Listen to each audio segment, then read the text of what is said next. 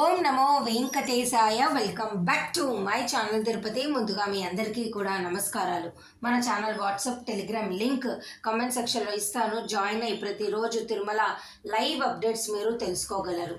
ఇక ఈరోజు జూలై 18వ తారీఖున తెల్లవారుజామున 5 గంటలకు రేపు 19వ తారీఖు సంబంధించి ఉచిత సర్వదర్శనం టోకెన్లు 10,000 ఉచిత సర్వదర్శనం టోకెన్లు 2,000 శ్రీవారి నడక మార్గం టోకెన్లు తిరుపతిలో విడుదల చేశారు.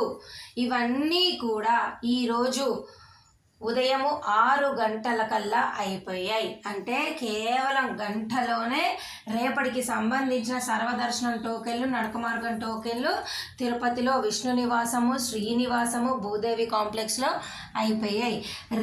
దయచేసి ఇది గమనించి రేపు ఆదివారం వచ్చే వాళ్ళందరూ కూడా ఇలాగే తెల్లవారుజామున 5 గంటలకే ఇస్తారు. దయచేసి ఇది గమనించి మీరందరూ రావాలి. ఇక నిన్న జూలై 17వ తారీఖున 74,096 మంది దర్శనం చేసుకున్నారు. 36,562 మంది తలనీలాలు ఇచ్చారు. అలాగే 3,66,00,000 స్వామివారి హుండీ కానుకలు, 4 లక్షలు లడ్డు ప్రసాదం తీసుకున్నారు. 2,98,000 అన్నప్రసాదాన్ని స్వీకరించారు. 3,890 మంది మెడికల్ ట్రీట్మెంట్ని పొందారు. ఇక ఈరోజు జూలై 18వ తారీఖున తిరుమల కొండపైన రద్దీ ఎక్కువగా ఉంది. ఈరోజు శనివారం కదండి. ప్రతి శనివారము, ఆదివారము, సోమవారం ఇలాగే ఉంటుంది. ప్రస్తుతానికైతే కంపార్ట్మెంట్ అన్నిట్లో కూడా భక్తులు ఫుల్గా ఉన్నారు. క్యూ లైన్ అనేది శిలాతోరణం నుంచి అయితే ఇంకా రన్నింగ్లో ఉంది. దయచేసి తెలుసుకోండి. ఈరోజు ఫ్రీ క్యూ లైన్లోకి వెళ్ళిన ప్రతి ఒక్కరికి 24 గంటల దర్శన సమయం పడుతుంది.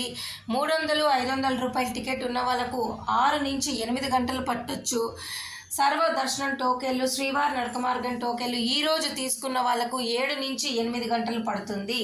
ఇక ఈరోజు శనివారం కదండి. ఎటువంటి విఐపి రికమెండేషన్ లెటర్లు ఎమ్మెల్యే, ఎంపీవి ఉండవు. అయితే శ్రీవాణి ట్రస్ట్ ద్వారా బ్రేక్ దర్శన్ టికెట్లు అయితే ఉంటాయి. ఇక చంటి పిల్లలు, ఎన్ఆర్ఐ, మిలిటరీ దర్శనాలు అయితే ఉన్నాయి.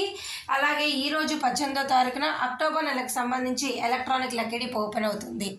దయచేసి ముందు గడప దర్శన టికెట్ అక్టోబర్ నెలలో పాల్గొనాలి అనుకున్న ప్రతి ఒక్కరూ కూడా డిప్ రిజిస్ట్రేషన్స్ ఉదయం 10 గంటలకు ఓపెన్ అవుతాయి. మన వాట్సాప్లో జాయిన్ అయ్యి అన్నీ తెలుసుకోగలరు. Thank you so much for watching this video. మళ్ళీ కలుద్దాం.